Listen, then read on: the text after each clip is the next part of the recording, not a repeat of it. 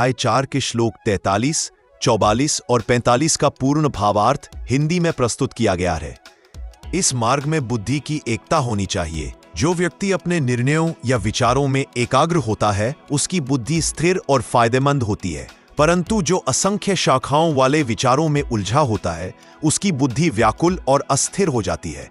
इसलिए एकाग्र बुद्धि को ही श्रेष्ठ माना गया है।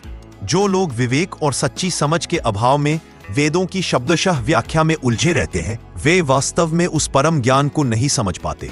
वे केवल वेद वाक्यों को पढ़ते और सुनते रहते हैं, पर उनके अर्थ तक उनकी पहुंच नहीं होती।